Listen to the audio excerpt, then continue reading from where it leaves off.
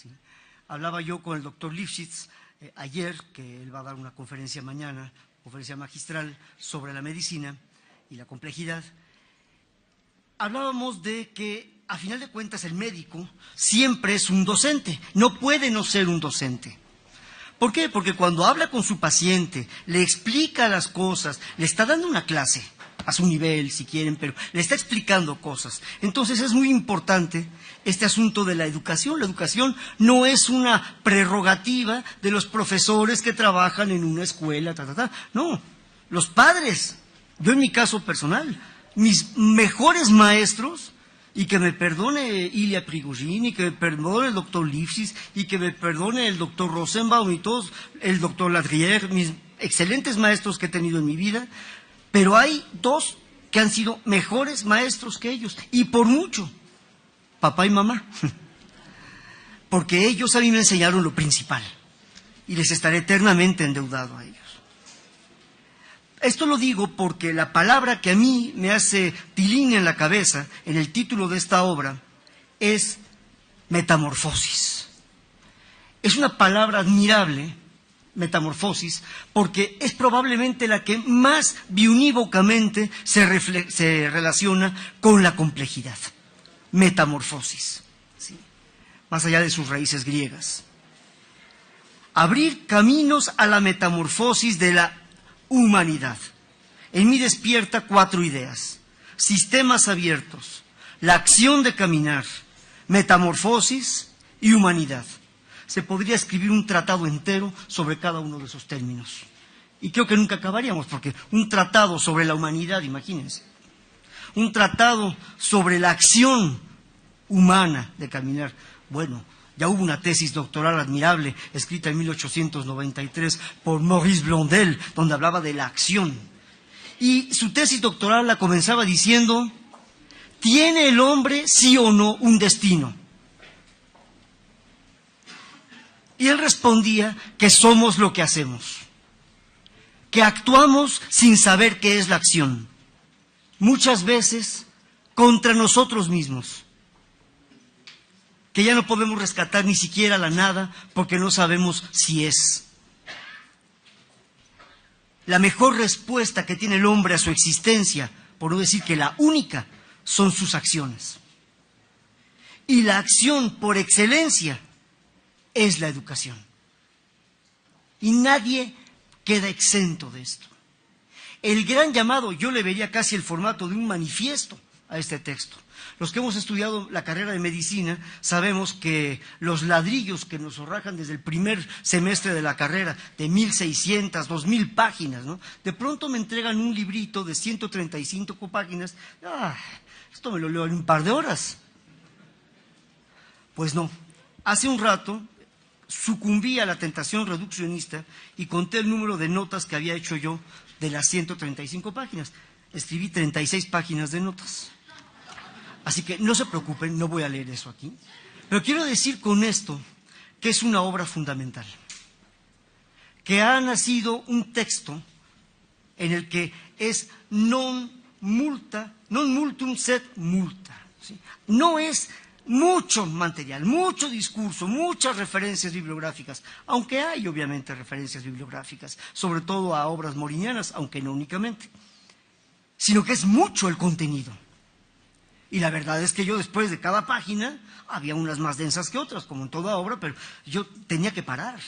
Y me iba a jugar con mi gatito, que quiero tanto, Gardel.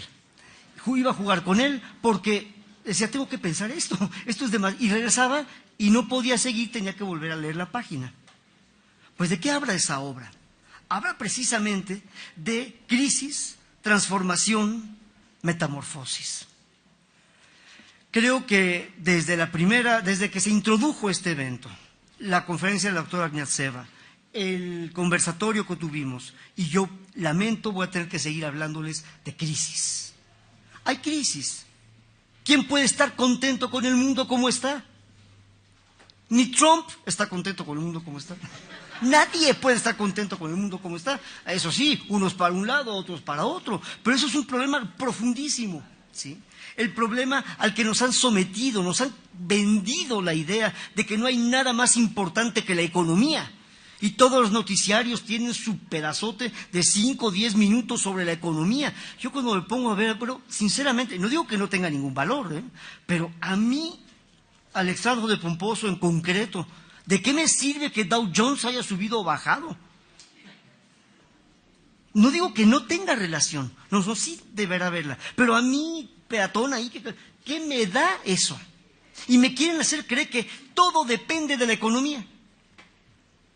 Y eso es tan falso como un billete de 2 pesos con 75 centavos. No es cierto. Lo más importante, por no decir lo único importante, es el hombre. Y esta obra explora los ejes que atraviesan al hombre, de cara obviamente a la educación, solo que lo hace en 3 etapas. Es como una sonata de Mozart, ¿sí? En 3 movimientos.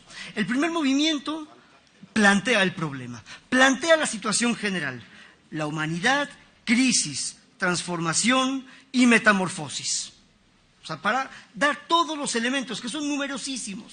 No voy aquí a ponerlos porque es como si yo de pronto, para hablarles de la obra de teatro, les dijera, bueno, sí, y el asesino fue el mayordomo. No, ya para que veo la obra de teatro, ¿no? Sí, no, hay que leerla esa obra, hay que meditarla, hay que saborearla y volverla a leer.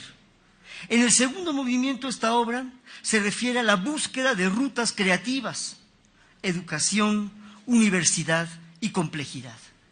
Aquí mucho ojo, Udual, juegan un papel fundamental, porque ustedes probablemente, no sé si son políticamente, organizativamente, burocráticamente los más indicados, pero el hecho es que ustedes, al organizar este evento con la Multiversidad Mundo Real Edgar Morin, han reconocido abiertamente la relevancia de este tema en la educación. Y en eso nos hemos hermanado. Ustedes, junto con nosotros, por supuesto, tienen una tarea ahora insoslayable, ¿sí? La universidad, la UNAM. Yo estoy ahí en la UNAM, quiero muchísimo a la UNAM, pero porque la quiero mucho, le veo muy bien sus defectos. Y como todas las instituciones que ha hecho el hombre desde siempre prácticamente, está estofada de linealidad.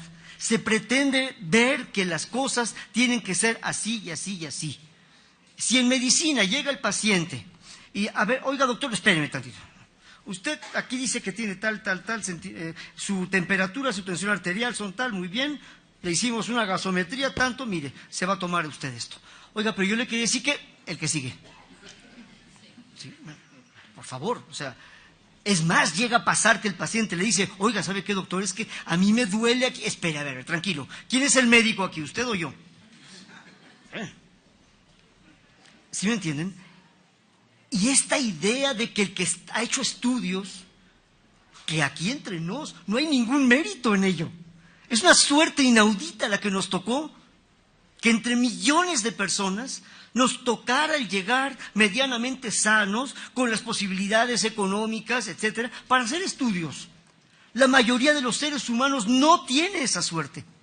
¿Y qué, son unos bobos porque no estudiaron? No, seguramente hay muchos Mozart, hay muchos Einsteins en todo el mundo.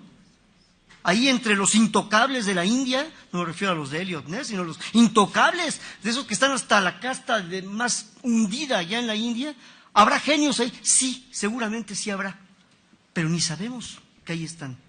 ¿Tienen alguna relevancia en lo que piensen, sientan? Por supuesto que sí.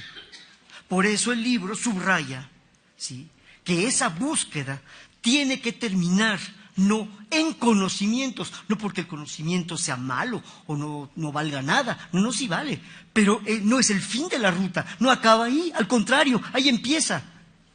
Ahí es donde empieza, porque la verdadera meta es más bien las sabidurías, los saberes. Se ha olvidado mucho esta idea. Se cree que con conocer, ya. Y generalmente conocer es repetir muy bien lo que está en los libros. Estamos inundados de refritos, ¿sí? Este libro señala muy bien esos puntos, ¿sí? Buscar en el contexto de la humanidad. Es cierto, el contexto no es nada más, sí, como decía Ortega y Gasset, el hombre es él y su circunstancia, pero es algo más profundo que la circunstancia incluso. Es el texto. Hace un momento hablábamos de la página, ¿verdad? El contexto, lo que va acompañando al texto. Y fíjense que la palabra texto también es interesante. Tiene que ver con textura, con tacto. Tacto es tocar. La textura difícilmente se ve. Uno puede sospechar, esta superficie es rugosa, esta superficie es lisa, es dura, es blanda, sí, pero hasta que no la toca uno, sabe si es dura, blanda, fría, caliente, qué sé yo, ¿no? Y se da una idea. Es así, le pone en la palestra nuevamente a la experiencia. El saber sin la experiencia es nada. Decía don Santiago Ramón y Cajal, tan peligroso es pensar sin actuar como actuar sin pensar. Estamos llenos de epistemólogos de escritorio. Estamos llenos de políticos que no tienen ni la más remota idea de lo que pasa por las existencias de sus conciudadanos. Tanto que se habla de la clase política, si lo que menos tienen los políticos es clase, sinceramente, ¿sí? Y a mí me escandaliza cuando hablan de eso en una supuesta república. Y como le digo frecuentemente de broma a mis estudiantes, la república viene del latín res publica, que no es una vaca prostituta, ¿no? La res publica es la cosa del pueblo, es a lo que se refiere, ¿sí? Estamos en una república. Y en ese sentido, por favor, nosotros todos somos relevantes, ¿sí? Avanzar hacia una reforma profunda de la enseñanza y del pensamiento. Cuando yo leí esto, inmediatamente me vino a la cabeza una obra de juventud de Baruch de Spinoza, que es la reforma del entendimiento, se llama esa obra. Claro, él la dirige de una manera muy cartesiana, en muchos sentidos, pero la idea, la reforma del pensamiento, no es el sinónimo de entendimiento, pero se acercan bastante, ¿sí? Es ahí donde está el quid, no en las infraestructuras, es que necesitamos computadoras. Como si las computadoras garantizaran algo. No garantizan nada, excepto que consumen cantidades industriales de tiempo, de horas, ¿sí? Yo fui muy reacio a meter una computadora en mi casa, lo confieso, porque me daba la impresión de que mataba algo fundamental, la paciencia. Y no es posible hacer nada grande en el mundo, en la vida, sin paciencia. El amor es un asunto de paciencia. El saber es un asunto de paciencia. La acción también es un asunto de paciencia, incluso cuando se trata de acciones inmediatas. Generalmente esas acciones inmediatas ya vienen apoyadas, soportadas por muchos años de experiencias, vivencias, integraciones personales. La reforma profunda del pensamiento. No es pequeña la tarea. Es la más ambiciosa de las tareas en este mundo. Cambiar el andamiaje de nuestro cerebro, ¿sí?, para ver las cosas de otra manera. Este libro, en el fondo, no dice nada estrictamente nuevo. Pues entonces, ¿para qué lo compro? No, sí, cómprenlo. Les voy a decir por qué. Porque la novedad no consiste en estar diciendo todo el tiempo cosas diferentes. Por eso hay tanta idiotez en el mundo. Descartes decía muy bien, no hay nada mejor distribuido entre los hombres que la razón. Todos creen tener suficiente. Es cierto, es muy cierto, ¿sí? No se refiere a eso. Se refiere fundamentalmente a que hay que modificar las cosas para ver lo mismo de otra manera. Entonces la novedad, que es enorme, y la palabra enorme también significa fuera de la norma, ¿sí?, enorme, es que dice lo que todo el mundo dice, hasta en los chismes, pero de otra manera. Y lo dice de una manera tal que uno no puede no suscribir, uno no puede no estar de acuerdo. Entonces eso sí, lo advierto.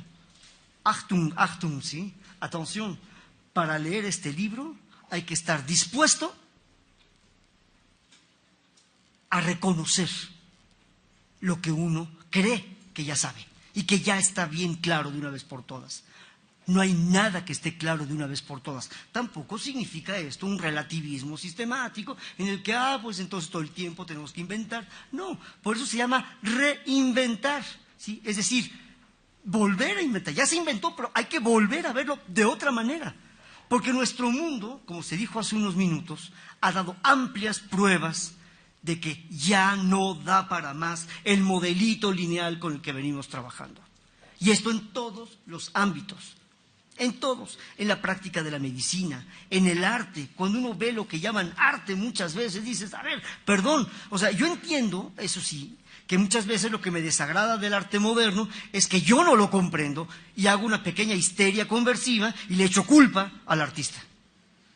Ah, es que el artista es malo. No, Alex, sé consciente. Y lo que ocurre es que tú no lo entiendes.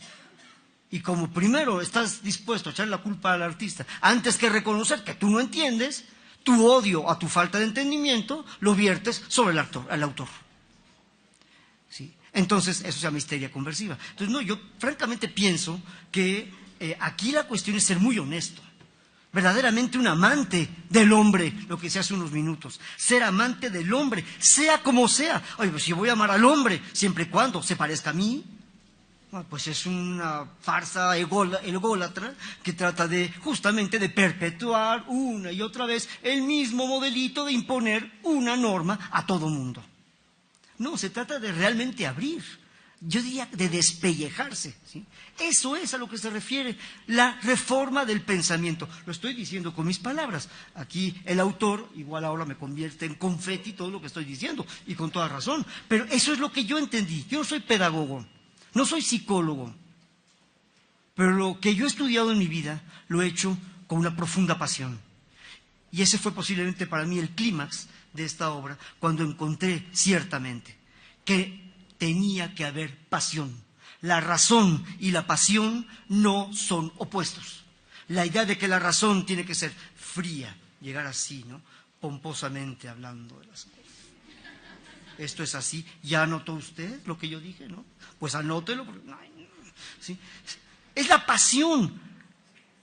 Yo hablaba con el ingeniero Reinaga, en paz descanse, y le decía, mire, después de pensarlo mucho, de experiencias, muchas metidas de pata de mi parte, yo estoy convencido de que la educación, la verdadera educación, y obviamente en ello va la docencia, es un acto de contagio. ¿Sí? Se dice que no es bueno llevar a los niños a los hospitales porque ahí hay bichos de todo tipo y se pueden contaminar y contagiar de enfermedades. Muy bien. Entonces, ¿qué pasa cuando mandamos los niños a la escuela? Es para que se contagien de una pasión. ¿Sí? Pero lo ideal sería que se empezaran a contagiar desde casa. Sería lo ideal. Ese es posiblemente uno de los puntos que me extrañó no encontrar en el libro. A mí me hubiera gustado ver eso, porque yo estoy convencido de que tiene que ser ahí. La explicación que me doy es la siguiente. Digo, bueno, tenemos que empezar en algún nivel, en algún momento. El lugar donde tenemos que empezar, evidentemente, es en las escuelas, en las universidades. Es más, sugieren una idea muy interesante los autores en este libro, que comparto. ¿Sí? De inicio, tiene que partir el impulso por esta reforma del pensamiento de la universidad, para que escurra a todo el sistema, por supuesto. Pero después, eso es el inicio nada más, después tiene que estar invadiendo y permeando todos los niveles. El hogar, por supuesto. Papá y mamá que realmente cuiden bien los estímulos que le dan a sus hijos, tienen que ser de la más alta calidad. Eso no quiere decir que les vamos a dar la cumbia asesina tocada por la Filarmónica de Londres. No, quiere decir que se les va a inducir a ser críticos, a ser sanamente escépticos y no aceptar a ciegas nada. O sea, hablábamos de la religión. Bueno, la religión también necesita de la razón, no se limita a ella, pero también necesita empezar por ahí. Si yo no tengo elementos de credibilidad, ¿en qué creo entonces? Decía, eso ya no es creer, eso es credulidad. Nuestro mundo está lleno de crédulos, porque el presidente de la República lo dijo, porque la Suprema Corte de Justicia dijo. ¿Sí? No, ¿tú qué dices? Tú. Que no te diga la televisión, o no te diga el político tal o cual, o no te diga fulano de tal. Bueno, para eso, ¿qué hace falta? Leer, buscar, indagar. Es un movimiento perpetuo. Y terminan hablando, el tercer y último movimiento de esta sonata, sobre la transformación de la política y lo político, sociedad, política y academia. Obviamente para mí, política no es lo que normalmente vemos ahora. Eso que vemos ahora es una corte de los milagros, más o menos. No, la política es una actividad profundamente noble y su raíz es filosófica y es profundamente filosófica. No cualquiera debe hacer política. Hoy México, el mundo de los políticos está convertido en el teatro Blanquita. Nada más que el teatro Blanquita, siendo lo que es lo que es y está bien. Pero trasvasar eso a un mundo, pues terminamos teniendo un montón de payasos que hacen todo menos política y degradan una actividad muy noble. Entonces, dice el libro, y esa es posiblemente una de sus mayores, no la única, pero sí una de sus mayores moralejas, que la academia, la sociedad entera, no puede manejarse al margen de la política. Yo recuerdo, eso en mí personalmente fue un larguísimo proceso. Cuando yo estudié mi primera carrera, física, yo decía, no, yo de política nada. A mí la política no, se me hacía una cosa de grillos. No, eso a mí no. Yo vine aquí a aprender a resolver ecuaciones diferenciales, a entender la física y demás. ¡Qué bien! Fue una etapa. Por fortuna, cuando yo llegué a sentarme frente a Prigogine en Bruselas y dije, bueno, ahora sí, vamos a trabajar el problema de Couette-Taylor y a resolver las ecuaciones de Navier-Stokes, él me dijo, mire, sí, vamos a ir a eso, pero primero quiero que me lea usted este librito. Yo cuando lo vi dije, ¿qué es esto? Era La evolución creadora de Henri Bergson. Yo dije, pero ¿estará confundido el profesor? Yo vine a hacer mi doctorado en física, no en filosofía. No, léalo, por favor. Me tardé poco más de un mes en leerlo y cuando regresé al libro, se lo entregué, le dije, mire, profesor, francamente, no le puedo decir que entendí a carta cabal todo, pero sí le puedo asegurar que ya no tengo tan claro qué es esto de la física y qué es esto de la ciencia. Para mí estaba clarísimo. La ciencia explicaba el mundo. Fin de la historia. Después de leer aquello, dije, no, pues quién sabe si lo explica. Más bien lo que estoy diciendo es lo que yo quisiera que fuera la realidad. Y eso en un joven doctorando implica una crisis profundísima. Entonces yo llegué así esperanzado de comprensión y de bálsamo. Y la respuesta de Prigogine que fue decirme, muy bien, Alex, eso es lo que yo quería, que estuviera en crisis.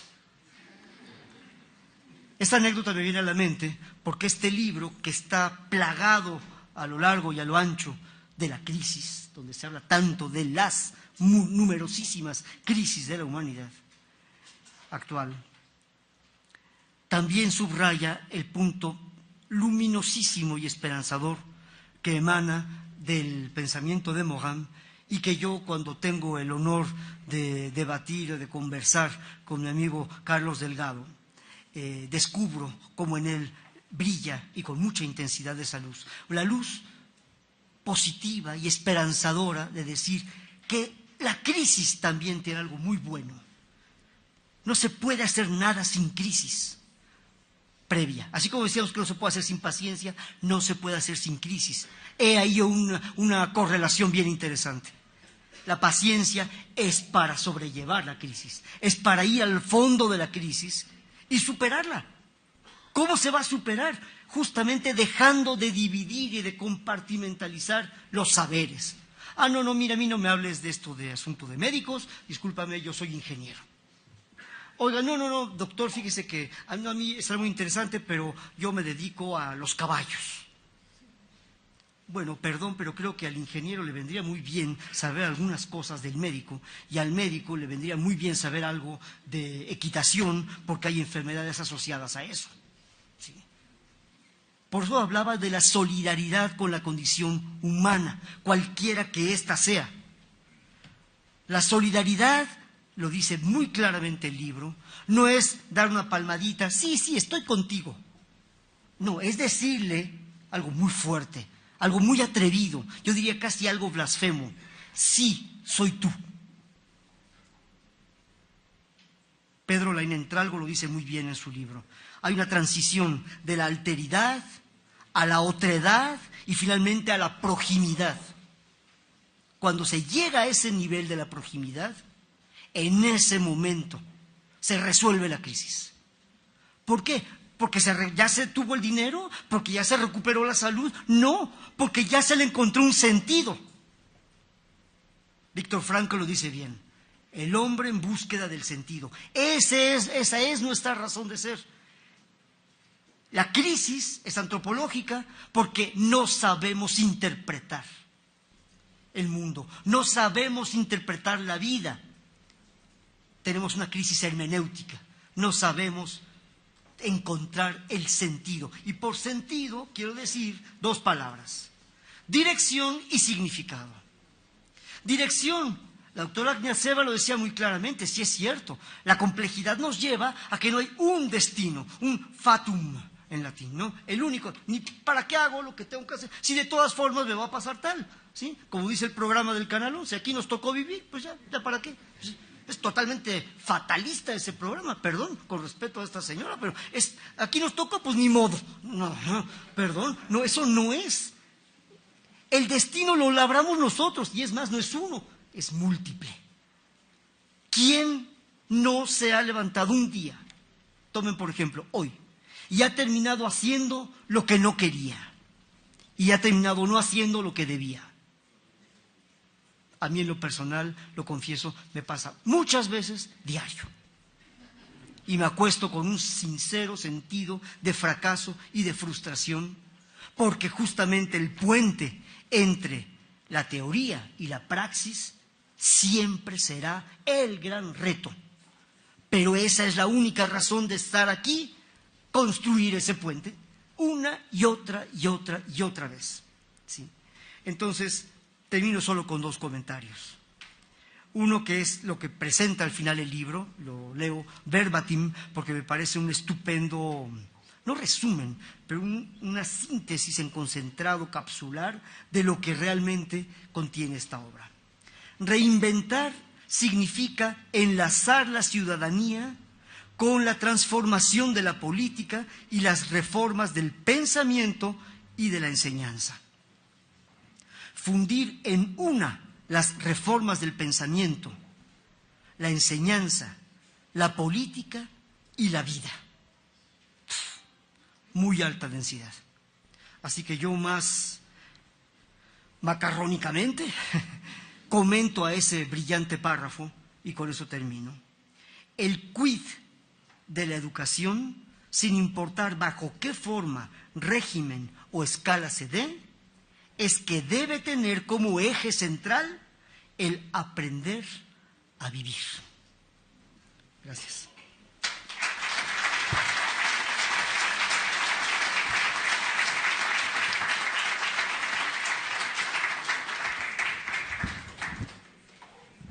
Yo creo que mejor hablo desde aquí. Gracias, Alex, por la presentación y por la crítica. Porque si no hay crítica en cualquier obra, está frustrado el empeño de esa obra. Un libro se escribe pensando en lectores y pensando precisamente en que se realice una lectura crítica. El título de esta obra es, por una parte, una provocación. La provocación está en el reinventar. Y es un llamado a la reflexión sobre el cambio, que está en otras obras de Edgar Morin, en particular en La Vía, y por eso la palabra metamorfosis. Esta obra tiene un propósito que ha sido muy bien resumido en ese párrafo que acaba de leer el doctor Pomposo, porque pensamos a veces que la educación es algo dado y natural. No, es un invento. Y como invento humano puede ser cambiado. Y el cambio consiste en que hay que hacer el invento de nuevo. La palabra reforma aquí no se puede confundir con las pequeñas reformas, las pequeñas modificaciones, que puede ser un cambio de mobiliario o un cambio de programa de estudio. Estamos hablando de otra cosa. Estamos hablando de que necesitamos fomentar un tipo de cambio en la humanidad contemporánea. El fundamento está en la vía. No hay manera de que resolvamos los problemas que tenemos por delante por la vía de la evolución o por la vía de la revolución. Son vías interesantes, buenas, con cosas muy negativas, con cosas muy positivas, pero que están prácticamente agotadas en el mundo en que estamos viviendo. Necesitamos un cambio global. No hay manera de resolver los problemas que tiene la humanidad delante, que son problemas de cada persona, que son problemas de las comunidades. No hay manera de resolverlos sin un cambio radical. Hay filmes, hay obras de arte que lo invocan, incluso antes de que Morán haya hecho su reflexión en la vía. Pero ese no puede ser un cambio súbito, no puede ser un cambio generado sobre la base de adoctrinamientos, no puede ser un cambio generado sobre la base de dar instrucciones que puedan ser ejecutadas. Se necesita un crecimiento humano, y ese crecimiento humano va por la vía de la ciudadanía. Por tanto, la educación debería reinventarse para que pueda enseñar a vivir, pero hay un sujeto de esa vida.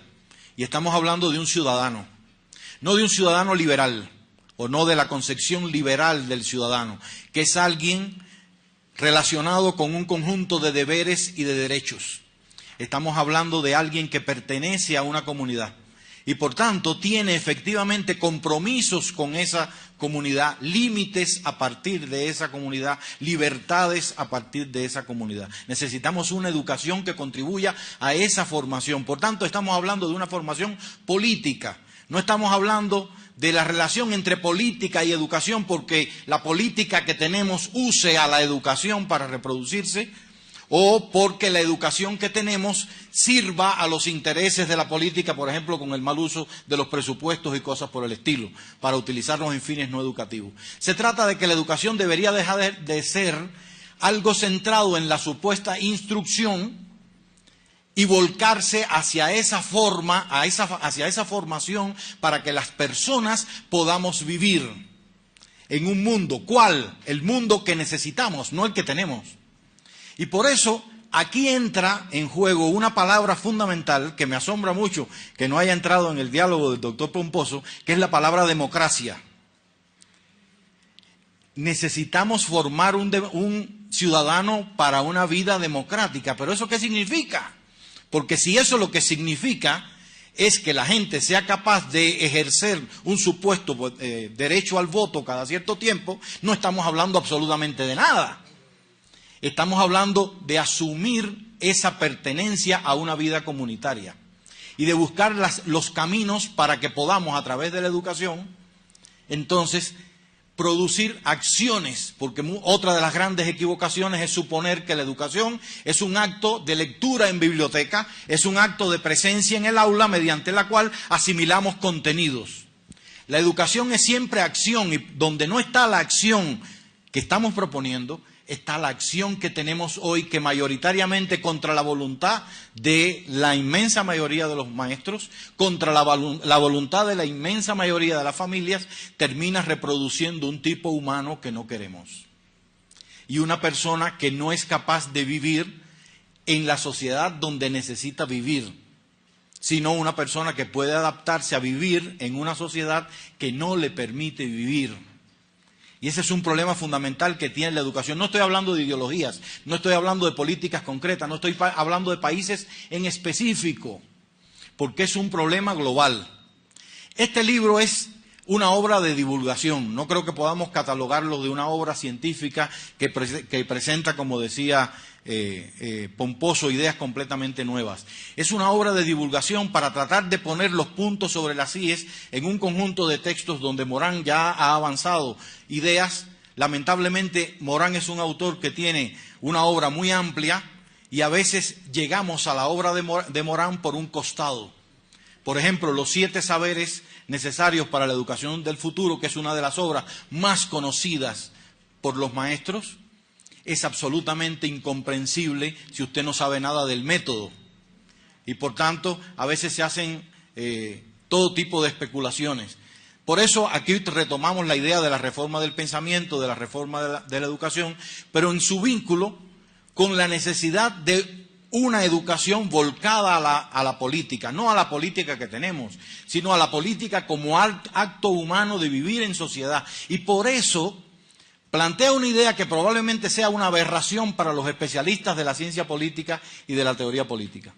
Y es que tenemos que comenzar a entender el concepto de política no como un concepto de un área específica del conocimiento de las ciencias sociales, sino como un concepto cultural muy profundo. y la educación debería sembrar una cultura de la política. Pero lo que yo pueda decirles tiene muy poco valor. Yo preferiría, si estamos listos, que escucháramos lo que ayer me dijo el profesor Morán a propósito de la presentación de hoy y que él quiere transmitirles a ustedes a propósito de este libro. Muchas gracias.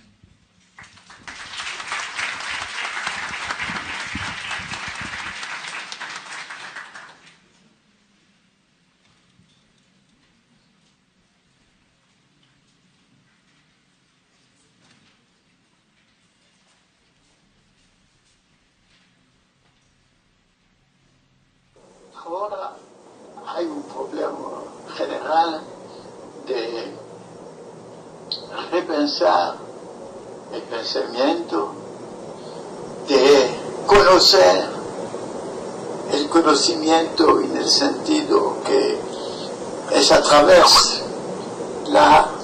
el conocimiento que pensamos la verdad, que llegan todas las razones. De este modo hay también que repensar la política de todo esto en el campo de la reeducación, es decir, que debemos repartir a los raíces, no de tratar al nivel superficial de hechos para entender dónde vienen los procesos que hoy día conducen los hombres, las mujeres, la planeta. Entonces, hoy día hay un vacío político. Hay un vacío porque las experiencias llamadas comunistas han fracasado de los dirigentes, el triunfo del mercado, del capitalismo, cosa curiosa. La socialdemocracia ahora se cayó totalmente al capitalismo que come pedazos a pedazos los adquisitos de años, muchos tantos años, casi un siglo de conquistas sociales de los trabajadores. Y la política hoy día se reduce a la economía, a la idea de crecida, del Producto Nacional Bruto, de las estadísticas, es la dominación del cálculo. Pero calcular es un modo útil, pero hostil del pensamiento, porque con el cálculo no se puede entender la vida humana, la felicidad, el sufrir, todo lo que nos hace humanos. El cálculo está ciego por esto. Entonces hay que un pensamiento, y por esta razón que nosotros necesitamos un libro reeducativo de tratar estos problemas. Hay una reconstrucción del pensamiento político. Y yo, en otro libro, como el libro La Vía, o El Camino de la Esperanza, pienso que hay posibilidad de dar otra vía, una nueva vía que la vía que seguimos, que no hay una fatalidad que nos conduce a subir el proceso actual. Entonces, debemos entender también la democracia, porque cuando hay dictadura, cuando no hay libertad, cuando no hay democracia, hay una llamada de democracia. Pero cuando llega la democracia, entonces la democracia es una cosa que se debe entender y su naturaleza. La naturaleza es que la democracia no tiene una verdad. La verdad se encuentra en la democracia que sabe todo. La verdad se encuentra en las filosofías totalitarias del nazismo, del stalinismo, que sabe todo. Pero la democracia da la oportunidad a diversas verdades de hacer una competición de una verdad que tiene la favor de los ciudadanos y por algunos años ocupa el poder. Es decir, que nosotros, si queremos la democracia no da el regalo de una verdad, nos da la posibilidad de escribir nuestras verdades. Es importante. La democracia respecta a besoin de conflictos de ideas, porque los conflictos de ideas son productivos. Si todos dan la misma idea, no hay más creatividad de pensamiento. Y la democracia debe respetar las minoranzas étnicas, las minoranzas religiosas, las minoranzas... porque es una cosa muy, muy importante que hay también en la ignorancia toda la diversidad de una sociedad, el poder de creatividad. Entonces, hay que reaprender a ser ciudadano. ¿Por qué hay que reaprender? Porque no es una cosa natural. La democracia, la idea del ciudadano, nació en la Grecia antigua, 5 siglos antes de nosotros, de nuestra época, y dura poco tiempo, 50 años, en Atenas, y fue también un poco de tiempo en la Roma antigua, en algunas ciudades medievales de Italia. Pero es un proceso histórico longo, difícil, que ha desarrollado en los tiempos actuales una democracia.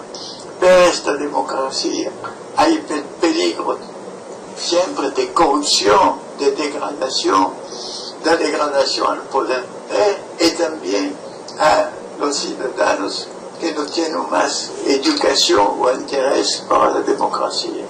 Es una conquista permanente de la democracia.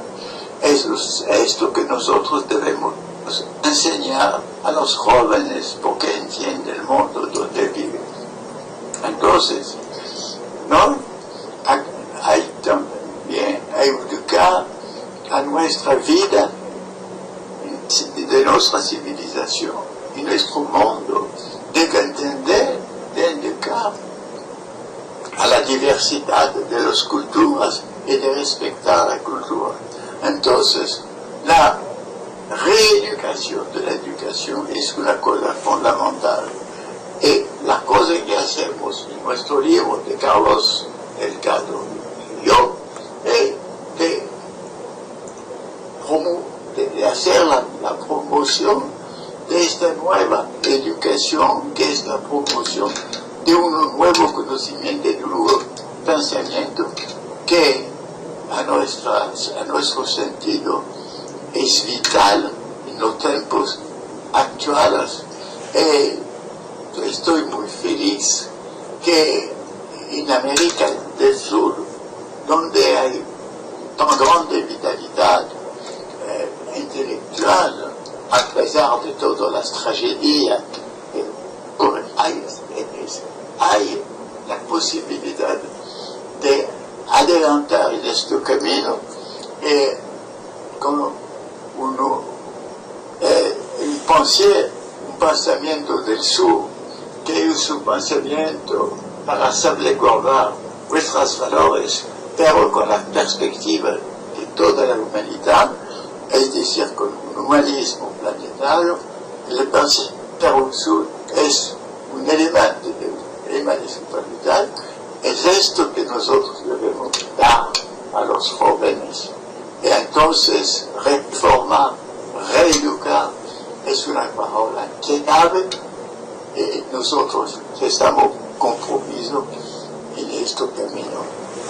Ahora, sí, te preguntaba que si podías darle al auditorio alguna información más sobre la diferencia entre el concepto de metamorfosis, el de revolución y el de evolución. ¿Por qué es tan importante en este proceso de reinvención de la educación pensar la metamorfosis? No entiendo.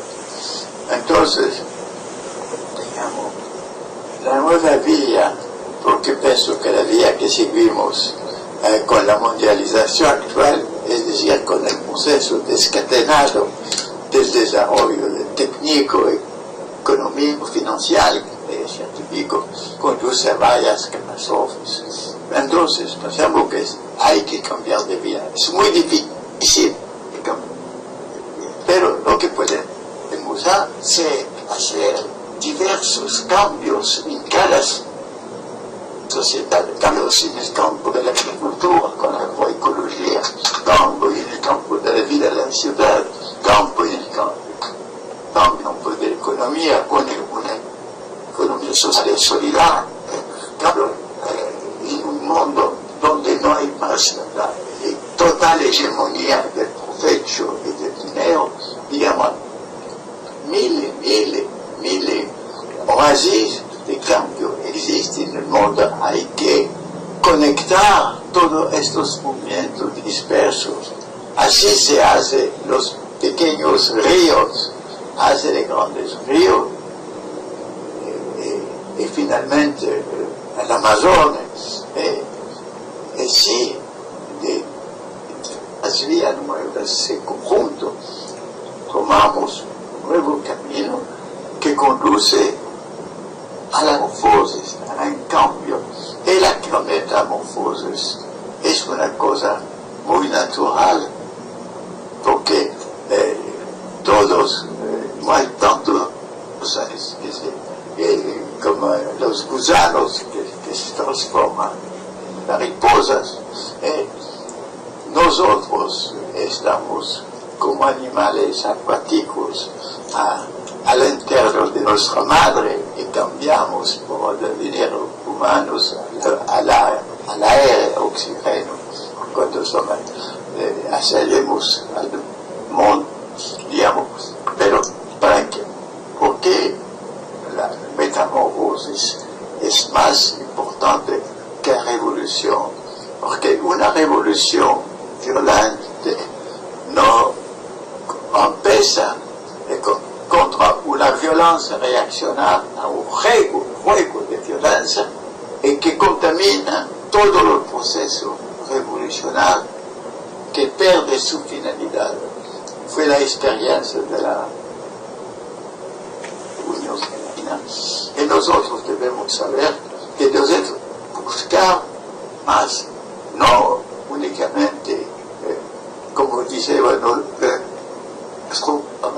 internacional del pasado, hacemos tabula rasa, no, tenemos todos los elementos culturales del pasado, integrar todo el humanismo del pasado, integrarlo, todas las cualidades culturales del pasado, integrar. Hoy día que vemos una sabiduría de los campesinos, integrarla en el mundo científico actual. Hay tantas cosas, hay la cosa de integrar las virtudes del pasado para hacer la transformación, la metamorfosis. Y esto es la idea importante. La esperanza hoy día es una metamorfosis que no podemos hacer la descripción, porque cuando hay una creación no se puede ver antes la creación. Lo que será su obra. Es imposible de saber qué será la sinfonía. Entonces, que Rembrandt hace su pintura, es imposible. Entonces, el proceso creativo, que es un proceso que en la especie humana es un proceso que puede crear las mejores de las cosas, pero en lucha permanente contra un proceso destructivo. Es el proceso creativo que va a poder hacer la metamorfosis. Esta metamorfosis no es certidumbre, no es segura, es una esperanza, pero es una posibilidad. Y si nosotros lo sabemos, si reencarnamos, si trovamos de nuevo la esperanza, porque si no tenemos esperanza no podemos hacer más nada. Pero yo lo digo en verdad, hay camino para la esperanza. ¿Verdad? Muchas gracias, Edgar.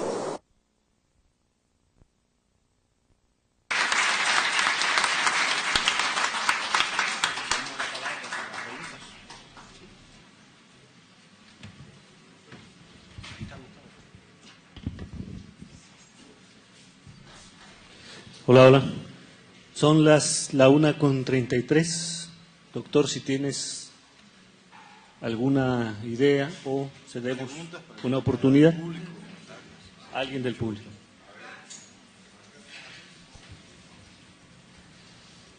Muchas gracias al autor y sobre todo por la generosidad de hacer algo diferente, incluir al público. Muchas gracias porque... buenas tardes, mi nombre es Graciela y de origen soy abogada, pero muy interesada en formas alternas de pensar, pero sobre todo de actuar.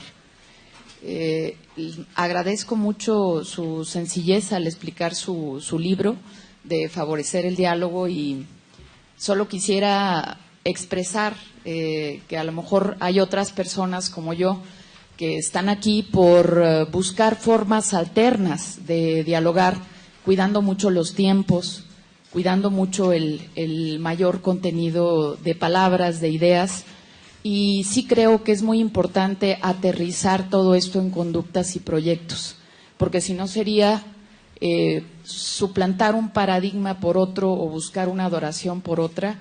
Creo que el tema de cómo llegar a nuevos resultados, cómo repensar, pero sobre todo cómo encauzar ese repensar, es algo bien importante, porque todo es importante, pero tenemos problemas muy serios, muy fuertes, y creo que podríamos trabajar en esa declaración de problemas que atender y de nuevos métodos, porque si no nos engolosinamos nuevamente con nuestra propia voz y nuestra propia palabra. Muchas gracias.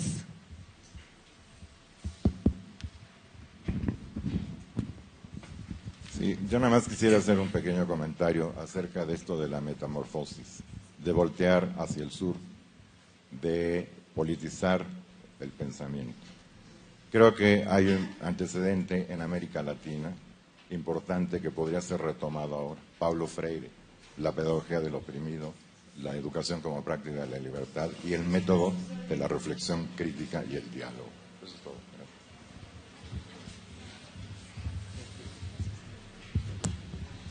Bueno, en lo que se anima a alguien más, voy a responderle a los dos.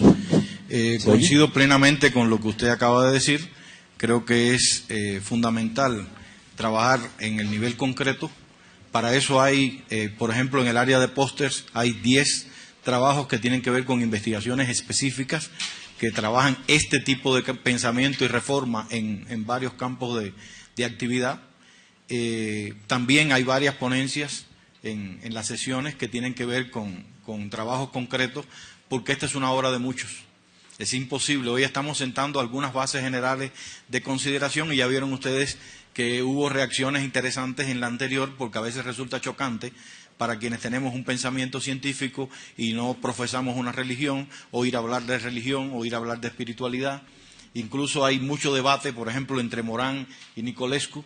No hay manera de que Nicolescu se refiera a Morán sin hacerle la crítica de que le faltan muchos de los elementos que él quisiera ver reflejados en su concepción de la espiritualidad, y cuando Morán habla de Nicolescu nos dice que exactamente lo contrario, Nicolescu va demasiado a unos campos donde no le gustaría entrar. O sea, hay un debate ahí de conciencia y de profundidad, ¿no? Y con respecto a la observación que se hacía por acá sobre Freire, pues tenemos un taller el viernes precisamente que es Pensadores del Sur en Educación, Paulo Freire y Edgar Morán, porque a veces no nos damos cuenta que el pensamiento complejo tiene muchos rostros. En particular hoy se ha hablado aquí de transdisciplina, y yo podría entrar en detalles, y lo haremos el viernes en el taller, de cómo el concepto de transdisciplina fue dibujado exactamente el concepto que en los años 90 se convirtió en concepto más avanzado de disciplina, fue trabajado como concepto sin usar el término por Paulo Freire desde la década del 70, con mucha claridad. Entonces hay muchas alianzas de pensamiento que tenemos que desarrollar, porque el pensamiento complejo es sumamente diverso y hoy tiene muchos nombres y tiene muchas líneas de trabajo que resultan todavía desconocidas. En educación en particular, muchas veces hay un divorcio entre los educadores que conocen la obra de Paulo Freire y los educadores que conocen la obra de Edgar Morán. Y no me canso de decir cada vez que sale este tema, que el día en que logremos un diálogo a profundidad entre los que en educación trabajamos y comprendemos a Morán y los que en educación trabajamos y comprendemos a Freire, seremos la mayoría absoluta y podremos hacer algo. Pero mientras no lleguemos a esos niveles de comprensión, probablemente nosotros mismos estemos tropezando con nuestros aliados como si fueran nuestros obstáculos. Los invito a buscar en la página de Multiversidad un diálogo que tuve hace ya algún tiempo con la viuda de Paulo Freire en la Universidad de La Habana, que nos visitó un día, y es un diálogo muy interesante porque es absolutamente franco. No se hizo para conversar, se hizo para conversar, no para divulgarlo, pero había un sacerdote jesuita que acompañaba a Anita Freire y nos grabó sin que nosotros nos diéramos cuenta. Ya cuando nos dimos cuenta había grabado la mitad y le dijimos los dos que sí, que cómo no, y ahí está a la vista de todo el mundo, ¿no? Yo creo que esa es una alianza fundamental. Sí, ¿se escucha? Sí. Gustavo. Sí, buenas tardes. Gente también del lado de acá. Gracias, doctor Casas, por haberme concedido un minuto a ustedes, amable auditorio, de compartir. Me parece excelente que nos han dado ustedes, organizadores, la posibilidad de intervenir, así sea brevemente, claro, para enriquecer precisamente las ponencias tan importantes que se han venido presentando. Ayer, en el diálogo con el doctor Leonardo Mauruti sobre el trabajo de grupos, veíamos precisamente la importancia en eso, no solamente de la influencia del grupo, de la influencia de los grupos pequeños, sino la interacción que existe entre los grupos y las masas. Es decir, yo veía personalmente, aunque no soy ni médico, ni psiquiatra, ni psicólogo, veía precisamente cómo el doctor Leonardo, desde la psiquiatría y desde la medicina, haciendo una correlación con el psicoanálisis, me parecía excelente. Yo he conversado con unos colegas psicólogos al respecto. Y esta mañana, la doctora Elena también me encantó, porque imagínense que estoy desde el pensamiento complejo, pero ella, en el ámbito del pensamiento complejo, en este congreso, planteando las teorías de la complejidad, ¿sí? Las teorías de los fractales y otras, la teoría del caos, en fin, yo pienso que vamos por el camino correcto. Ahora el doctor de Pomposo, planteando con el doctor Plazas, su acompañante, en ese diálogo. Mire, cómo me apasiona ese tema, hasta dónde llega el ser humano. Es decir, ¿tenemos religiosidad hasta dónde llega? ¿Qué pasa con el planteamiento ateo del marxismo, de la negación de la existencia de Dios y de otras vidas? Ayer no tuve la oportunidad de plantearle, por ejemplo, al doctor Leonardo, pero hoy el doctor Pomposo estaba hablando de En busca de sentido de Víctor Frank. Y allá está el otro personaje, ¿se acuerdan ustedes de ese bestseller del doctor de Mucha vida, muchos sabios?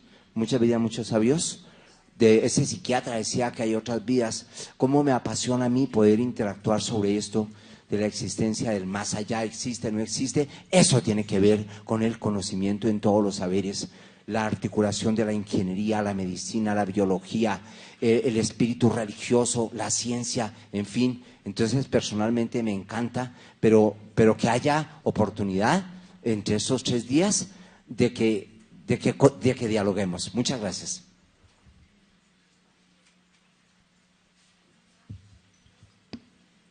Decía el doctor Delgado que había una pregunta por allí. Hay personas por acá también, porque si no se ve nada más el otro lado, ¿no? Yo les pido una disculpa. Sabemos el tema de los tiempos. Me toca ser quien juegue el papel del tirano. Lo siento mucho. Quisiera saber cómo en estos momentos el pensamiento complejo se acepta a nivel de la academia, porque observé que en Estados Unidos se están retirando en algunas universidades libros de Freire, pero sin embargo en otras como la Universidad Laval de Quebec, en Canadá, se lee a Freire en sociología, en antropología, y se habla de Morin, nos hacen leer libros, pero no va más allá de una simple introducción. Bueno, usted mencionó los Estados Unidos. Creo que no hay duda para todos que los Estados Unidos son un referente, solo cada uno piense referente de qué. Yo no voy a decir de qué. Se han hecho cosas extraordinarias en los Estados Unidos como retirar la enseñanza del darwinismo y todo ese tipo de cosas, ¿no? Entonces, yo creo que para la academia el pensamiento complejo es todavía un problema. La academia encontró una forma de acercamiento al pensamiento complejo y de aceptación del pensamiento complejo que Morán en uno de sus trabajos la llama complejidad restringida y reclama una aproximación a la complejidad mucho más amplia, complejidad generalizada, para una parte importante de la academia científica que no es por eso positivista, porque a veces le colgamos el sayo de positivista, no por ello es positivista. Es criticable el uso de la metáfora a su juicio en exceso. Es criticable un pensamiento que trate de abordar los problemas desde una perspectiva general sin que tenga un aterrizaje concreto en la investigación. Y ahí hay una polémica que creo que va a ser productiva para la academia, va a ser productiva para las diferentes interpretaciones del pensamiento complejo. Hay mucho trabajo por hacer. Tratamos aquí en Multiversidad de construir un entorno sólido, metodológico para las investigaciones que se realizan, pero que estén abiertas a las diferentes formas de lenguaje y a las diferentes maneras de entender la complejidad. Por eso puede ser un poco extraño encontrarse un diálogo. Lamentablemente no tenemos aquí entre los ponentes alguien que venga como en un evento de ecología en que me tocó participar hace muchos años y fue gratificante, una persona que llegó al escenario y dijo: no tengo ningún título científico, yo soy una persona que vivo en mi comunidad y tengo algo que decirles. Y habló como ciudadana, era un evento de medio ambiente. Entonces la complejidad también pasa por la vida cotidiana de las personas y a veces eso se nos escapa de nuestros trabajos científicos. Por eso creo que hay que pensar con mucha calma el tema de la presencia del pensamiento complejo, las ideas de la complejidad en la academia, porque la academia tiene sus reglas, tiene sus normas de crítica y de autocrítica, y es natural que un pensamiento como el pensamiento complejo sea retador de esas estructuras. Por tanto, ahí se da algo que mencionaba el doctor Pomposo en la parte anterior, es decir, un conflicto entre el cambio y la estabilidad, entre el cambio y la resistencia al cambio, que es muy productivo. Y por eso, antes de comenzar las sesiones de hoy, estábamos conversando un grupo acá a la salida, y yo les decía, cada vez que encuentro una crítica al pensamiento complejo, lo primero que pienso no es qué equivocado está, sino qué razón tendrá. Estudiemos a esa persona que critica para tratar de captar el grano racional de su crítica. Su crítica puede ser hasta desde el punto de vista del lenguaje virulenta y desagradable, porque a veces se denosta desde la academia también y se usa lenguajes muy vulgares disfrazados de latín, de griego y de todo lo demás. Pero ante cualquier crítica, la postura científica y lo que nos enseña el pensamiento científico es estar alertas para que la crítica nos sirva para una reconstrucción positiva, para poder buscar cuál es el grano racional, poder buscar qué hay de razón, porque puede ser que falte algo, porque puede ser que haya una línea que es necesario desarrollar, porque puede ser que haya algo que podemos ya identificar como error y como camino que no debemos recorrer. Si el pensamiento complejo abandona eso, se convierte en un dogma, se convierte en una ideología de dictado y sería todo lo contrario a lo que el pensamiento complejo propone. Y por eso necesitamos tener un pensamiento científico. No podemos tener un pensamiento complejo si no es un pensamiento científico, pero tampoco podemos tener un pensamiento complejo si solo es un pensamiento científico. Y ese es uno de los puntos de polémica dentro de la vida académica. Y yo creo que es un punto de polémica productivo. Hay otros muchos, ¿no? Hay un libro que mañana se va a presentar, La conciencia de la ciencia, que tiene que ver directamente con una crítica al pensamiento complejo y un debate sobre esa crítica al pensamiento complejo. No quiero extenderme porque quisiera que se pudieran escuchar más criterios.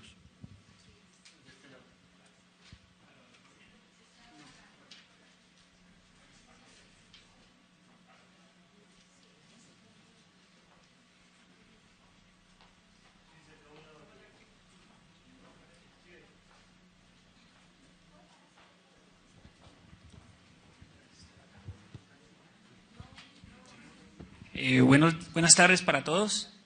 Yo soy Germán Vargas, soy ingeniero en computación, soy magíster en software libre, vengo de Bogotá, Colombia, la Universidad del Bosque, sí señor.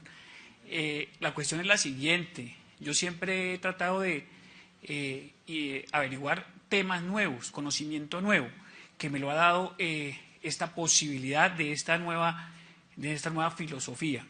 La verdad, para contestar una pregunta que es una señora por allá, creo que es nuestra responsabilidad el tratar de buscar los escenarios para poder aplicar la complejidad, ¿sí?, a nuestro quehacer diario. Yo por lo menos logré y por lo menos estoy en esa búsqueda. Tengo un ejemplo que he traído hoy en un póster que estoy mostrando de cómo a través de elementos de complejidad las redes neuronales artificiales pueden predecir con unos grados de asertividad mucho mayores a los que lo hace el método tradicional. Entonces, la verdad, yo estoy muy feliz, lloré de alegría cuando esto funcionó. Entonces, la verdad que quiero transmitir que es nuestra responsabilidad. Yo soy ingeniero y soy de hasta no ver, no creer, ¿sí? Pero la verdad, mi pensamiento está fluyendo. Muchas gracias.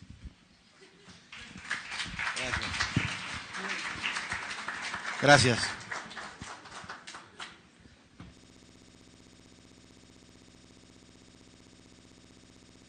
La situación general, la humanidad, crisis, transformación y metamorfosis. O sea, para dar todos los elementos, que son numerosísimos. No voy aquí a ponerlos porque es como si yo de pronto, para hablarles de la obra de teatro, les dijera, bueno, sí, y el asesino fue el mayordomo. No, ya para que veo la obra de teatro, ¿no? Sí, no, hay que leerla esa obra, hay que meditarla, hay que saborearla y volverla a leer. En el segundo movimiento, esta obra se refiere a la búsqueda de rutas creativas, educación, universidad y complejidad. Aquí, mucho ojo, Udual, juegan un papel fundamental, porque ustedes probablemente, no sé si son políticamente, organizativamente, burocráticamente los más indicados, pero el hecho es que ustedes, al organizar este evento con la Multiversidad Mundo Real Edgar Morin, han reconocido abiertamente la relevancia de este tema en la educación. Y en eso nos hemos hermanado. Ustedes, junto con nosotros, por supuesto, tienen una tarea ahora insoslayable, ¿sí? La universidad, la UNAM. Yo estoy ahí en la UNAM. Quiero muchísimo a la UNAM, pero porque la quiero mucho, le veo muy bien sus defectos. Y como todas las instituciones que ha hecho el hombre desde siempre prácticamente, está estofada de linealidad. Se pretende ver que las cosas tienen que ser así y así y así. Si en medicina llega el paciente y, a ver, oiga doctor, espéreme tantito. Usted aquí dice que tiene tal, su temperatura, su tensión arterial son tal, muy bien, le hicimos una gasometría, tanto, mire, se va a tomar usted esto. Oiga, pero yo le quería decir que el que sigue. Sí, por favor, o sea, es más, llega a pasar que el paciente le dice, oiga, ¿sabe qué, doctor? Es que a mí me duele aquí. Espera, a ver, tranquilo. ¿Quién es el médico aquí?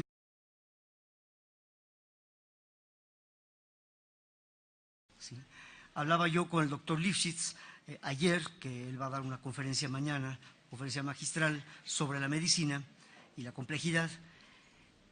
Hablábamos de que, a final de cuentas, el médico siempre es un docente, no puede no ser un docente. ¿Por qué? Porque cuando habla con su paciente, le explica las cosas, le está dando una clase, a su nivel, si quieren, pero le está explicando cosas. Entonces es muy importante este asunto de la educación. La educación no es una prerrogativa de los profesores que trabajan en una escuela, no, los padres. Yo en mi caso personal, mis mejores maestros, y que me perdone Ilya Prigozhin, y que me perdone el doctor Lifshitz, y que me perdone el doctor Rosenbaum y todos, el doctor Ladrier, mis excelentes maestros que he tenido en mi vida, pero hay dos que han sido mejores maestros que ellos, y por mucho, papá y mamá, porque ellos a mí me enseñaron lo principal, y les estaré eternamente endeudado a ellos. Esto lo digo porque la palabra que a mí me hace tilín en la cabeza, en el título de esta obra, es metamorfosis. Es una palabra admirable, metamorfosis, porque es probablemente la que más biunívocamente se relaciona con la complejidad. Metamorfosis, ¿sí? Más allá de sus raíces griegas. Abrir caminos a la metamorfosis de la humanidad. En mí despierta 4 ideas: sistemas abiertos, la acción de caminar, metamorfosis y humanidad. Se podría escribir un tratado entero sobre cada uno de esos términos. Y creo que nunca acabaríamos, porque un tratado sobre la humanidad, imagínense. Un tratado sobre la acción, más que otras, como en toda obra, pero yo tenía que parar. Y me iba a jugar con mi gatito, que quiero tanto, Gardel. Iba a jugar con él porque decía, tengo que pensar esto es demasiado. Y regresaba y no podía seguir, tenía que volver a leer la página. Pues ¿de qué habla esa obra? Habla precisamente de crisis, transformación, metamorfosis. Creo que desde que se introdujo este evento, la conferencia de la doctora Agniatseva, el conversatorio que tuvimos, y yo lamento, voy a tener que seguir hablándoles de crisis. Hay crisis. ¿Quién puede estar contento con el mundo como está? Ni Trump está contento con el mundo como está. Nadie puede estar contento con el mundo como está. Eso sí, unos para un lado, otros para otro. Pero eso es un problema profundísimo, ¿sí? El problema al que nos han sometido, nos han vendido la idea de que no hay nada más importante que la economía. Y todos los noticiarios tienen su pedazote de 5 o 10 minutos sobre la economía. Yo cuando me pongo a ver, pero sinceramente, no digo que no tenga ningún valor, pero a mí, Alexandro de Pomposo en concreto, ¿de qué me sirve que Dow Jones haya subido o bajado? No digo que no tenga relación, no, sí deberá haberla, pero a mí, peatón ahí, ¿qué me da eso? Y me quieren hacer creer que todo depende de la economía. Y eso es tan falso como un billete de 2 pesos con 75 centavos. No es cierto. Lo más importante, por no decir lo único importante, es el hombre. Y esta obra explora los ejes que atraviesan al hombre, de cara, obviamente, a la educación. Solo que lo hace en 3 etapas. Es como una sonata de Mozart, ¿sí? En 3 movimientos. El primer movimiento plantea el problema. Plantea usted o yo. ¿Sí me entienden? Y esta idea de que el que ha hecho estudios, que aquí entre nos no hay ningún mérito en ello. Es una suerte inaudita la que nos tocó, que entre millones de personas nos tocara el llegar medianamente sanos, con las posibilidades económicas, etcétera, para hacer estudios. La mayoría de los seres humanos no tiene esa suerte. ¿Y que son unos bobos porque no estudiaron? No, seguramente hay muchos Mozart, hay muchos Einsteins en todo el mundo. Ahí entre los intocables de la India, no me refiero a los de Eliot Ness, sino los intocables, de esos que están hasta la casta más hundida allá en la India, ¿habrá genios ahí? Sí, seguramente sí habrá, pero ni sabemos que ahí están. ¿Tienen alguna relevancia en lo que piensen, sientan? Por supuesto que sí.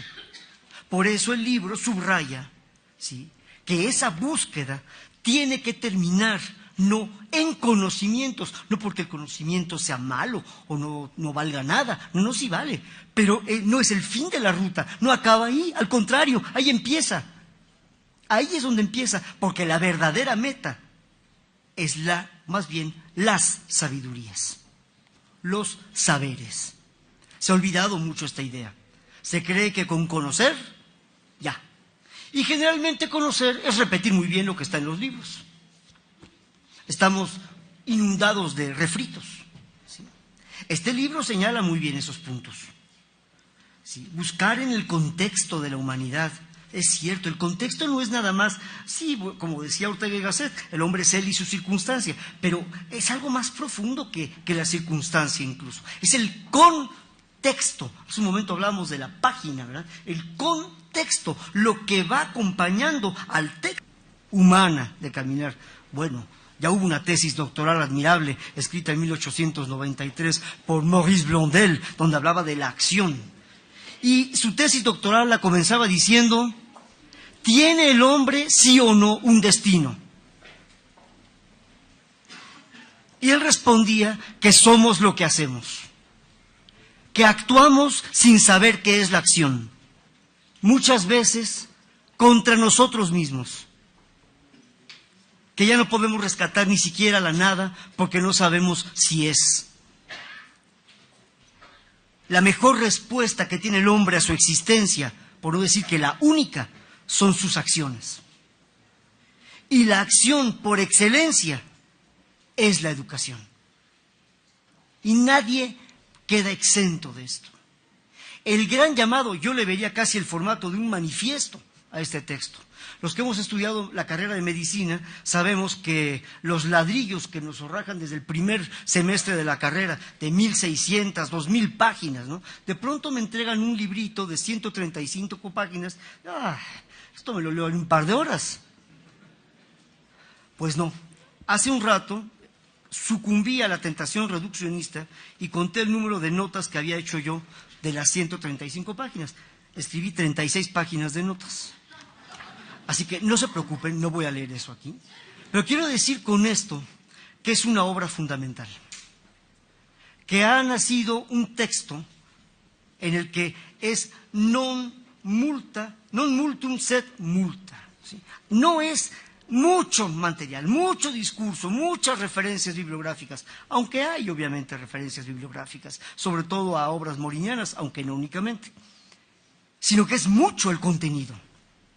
Y la verdad es que yo después de cada página había unas más densas.